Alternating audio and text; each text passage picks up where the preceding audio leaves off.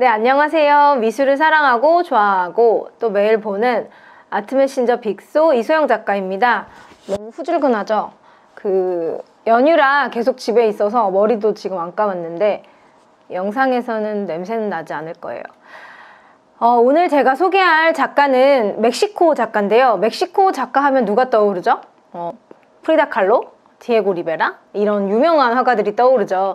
오늘 제가 소개할 작가는 역시 잘 알려지지 않은 작가인데요. 제가 작년 12월에 마이애미 아트바젤 다녀온 이후로 마이애미가 또 남미랑 가깝잖아요. 그래서 아트바젤에서 남미 갤러리들을 상당히 많이 보게 됐는데 그 계기로 인해 거의 한 달간 남미 작가들과 멕시코나 브라질 그런 작가들을 항해하고 있어요. 그래서 저도 요즘 남미의 아티스트들에 대해 관심이 상당히 많아졌는데 새해가 되니까 제가 오늘 소개시켜주고 싶은 작가의 추상 작품이 많이 떠오르더라고요.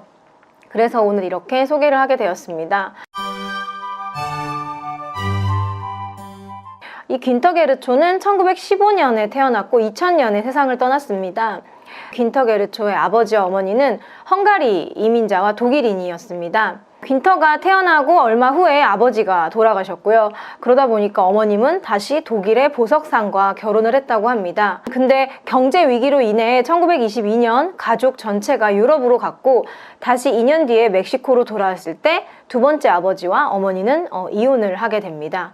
하지만 그 귄터의 어머니는 미술에 좀 재능이 있는 이 아들이 미술계 사람들과 꾸준히 교류할 수 있도록 힘을 좀 써줬는데요. 이 귄터를 스위스에 있는 미술사학자이자 화상이었던 삼촌 한스 웬젤랜드의 집에 이제 보냅니다. 그 삼촌네 집에는 당시에 삼촌이 소장하고 있는 작품들이 있었는데요. 귄터는 10대 때부터 렘브란트나 들라크루아 같은 이런 위대한 화가들의 작품을 보면서 자라게 됩니다.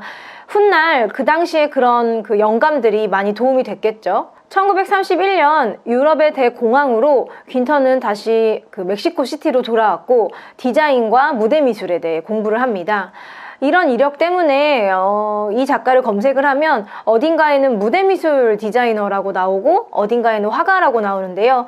무대미술 세트 디자인을 하면서 1930년부터 귄터는 취미로 그림을 그립니다. 그러면서 화가의 꿈을 키우죠. 하지만 당시에 그 무대 세트 디자이너를 했던 경험은 그에게 조화와 균형, 그다음에 대칭과 비대칭 간의 구성 능력을 일깨워줬다고 해요. 며칠 전에 스티브 잡스 연설을 다시 봤는데 그때 스티브 잡스가 했던 말처럼 이 모든 경험은 다 점으로 연결이 된다고 하죠. 그래서 귄터가 무대 미술 디자인을 했을 때 그런 경험들이 훗날 화가 활동을 할 때 분명히 도움이 됐을 거라고 생각이 듭니다. 1941년 귄터와 아내는 멕시코 시티에 이제 터를 잡고 1944년 2차 세계대전으로 피폐해진 마음을 초현실주의 화가 그룹에 합류하면서 피난처로 삼습니다. 초현실주의 예술가 그룹의 영향을 받아 이 당시 작품은 좀 초현실주의적인 느낌이 많이 나요. 그래서 뒤에 완성되는 추상화는 좀 다른 스타일인데요. 그래도 제가 잠깐 소개해 드릴게요. 제목은 언타이틀이고요. 1941년 작품입니다. 상대적으로 남미의 화가들은 다른 지역 화가들에 비해 비교적 덜 알려졌는데요. 당대 비평가들은 이 귄터를 피카소와 비교하기도 했고요. 또 디에고 리베라와 타미오와 함께 라틴 아메리카의 가장 위대한 화가 중 한 명이라고 표현을 하기도 했습니다. 1978년 귄터 게르초는 멕시코 최고의 화가들에게 주는 국립미술과학상을 받습니다. 이렇게 작가의 소개를 하고 나서 제가 보여드리고 싶은 작품은 바로 귄터 게르초의 이런 추상화들인데요. 한번 자세히 살펴보시면 묘한 기분이 드실 거예요. 저는 이 귄터 게르초의 추상화를 보면서 어떤 생각을 했냐면 자꾸 들여다보게 되는, 속이 뻔히 보이는 그런 추상화 같다라는 생각을 했어요. 처음엔 선인장이 생각이 많이 났고요. 녹색 계열들을 많이 쓰잖아요. 그리고 잉카의 마추픽추, 막 쌓여져 있는 마추픽추도 생각이 났어요. 그래서 혼자 막 그러다가 결국에는 이 작가의 작품은 속이 들여다보이는 추상화 같아 라는 생각을 제가 했습니다. 추상화지만 의사 선생님이 저를 수술대 위에 이렇게 눕혀놓고 제 몸 안의 상처를 샅샅이 살피고 있는 그런 좀 묘한 기분이 들었어요. 근데 신기한 건 그 추상화의 속을 다 들여다보는 것 같다고 제가 했잖아요. 내부가 다 보이고 있는 듯한 느낌인데 기분이 나쁘지가 않더라고요. 그래서 아마도 이게 불편하게 막 열었는데 그 안에 있는 부속품들이 제 자리를 찾은 듯한 느낌? 상처가 났더라도 좀 아문 느낌? 그런 느낌이 들어서 추상화를 보면서 기분이 나쁘지 않고 좀 안정감을 느꼈던 것 같아요. 어머, 뚜껑을 열었는데 제 자리를 다 찾고 있네? 다 제자리에 있네? 고장난 거 없는 것 같아. 이런 기분이 드는 추상화는 좀 처음이었어요. 제가 추상화를 상당히 좋아하는데 본 추상화 중에서 가장 수술대 위에 올라가 있는 듯한 추상? 그래서 오늘 이렇게 소개를 해드리고 싶었습니다. 물론 제 감정이기 때문에 정답은 아니겠죠. 근데 저는 작품 보면서 얼마든지 감상평을 자유롭게 이야기하는 게 중요하다고 생각을 하기 때문에 이렇게 여러분들에게도 한번 저는 이런 느낌이 들었는데 여러분은 어떠세요? 하고 여쭤보고 싶었어요. 그 속이 참 가득하죠. 모든 그림들이. 이 안에서 누군가 대화를 하고 있는 것 같아요.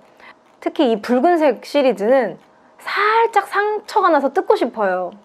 살짝 열고 싶어요. 이렇게 열고 싶은 그런 미묘한 심리를 전달해주는 그런 추상화입니다. 저는 이 작품들을 보면서 누가 저를 아무 때라도 갑자기 몸을 딱 열었을 때 이 작가의 그림 같았으면 좋겠다고 생각을 했어요. 잘 아문 상처는 자신에게 가장 필요한 훈장이 될 수 있다라고 생각을 합니다. 작품 시리즈가 상당히 많은데요. 한번 보시면서 나는 이 작품을 볼 때 어떤 느낌이 드는지 좀 솔직하게 얘기해봐도 좋을 것 같아요. 심지어 조각도 있는데 특히 조각 시리즈는 이걸 철을 부식하면 이런 색이 나오는데 초록색 회화 시리즈와 좀 평행선의 느낌을 갖고 있어서 재밌었어요. 제가 마지막으로 이런 추상화는 답이 없잖아요. 그래서 감상을 하실 때 좀 모든 분들이 자신감을 가졌으면 좋겠어서 길다 윌리엄스라는 작가가 쓴 현대미술 글쓰기라는 책에 이런 문장이 나오거든요. 철학자 보리스 그로이스는 아트라이팅이 예술 관련된 글 쓰는 것이 예술 작품에 문자로 된 방호복을 입힌다고 주장했다. 예술 작품에 우리가 문자로 된 방호복을 입힌다고 생각을 해보는 거예요. 이 작품을 그린 작가도 세상을 떠나고 작품도 잘 유명해지지 않았을 때 감상자들이 언어로 된 방호복을 입혀준다라고 생각을 하는 거죠. 글로 된 설명이라는 망토가 없다면 생소한 미술 작품이 벌거벗은 채로 세상에 나가야 하기 때문에 언어의 옷을 입힐 수밖에 없다는 뜻이다. 이렇게 적혀 있어서 제가 이 문장을 벽에 항상 써놓고 내가 설명하는 미술 감상들이 정답이 아니지만 괜찮을까? 라고 자신감이 없을 때 마저 언어로 된 망토를 입혀주는 거야, 작품에게. 그래서 사람들하고 더 친해지게 할 수 있고 나의 시선으로 처음에는 여러분들이 그림을 보시다가 저의 시선으로 보시다가 또 먼 훗날 자신감이 생기면 자기만의 시선으로 작품 감상을 할 수 있잖아요. 그래서 오늘은 귄터 게르초의 추상화를 한참 보시면서 나만의 언어 망토를 한번 입혀주세요. 이 작가의 추상화는 이런 것 같아 라면서. 그러면 조금씩 작품을 보는 그 자신감이 생기실 거예요. 오늘 작가 소개는 여기까지 하고요. 저는 또 다른 화가 이야기로 만나 뵙겠습니다. 그럼 여기까지 하겠습니다. 안녕히 계세요.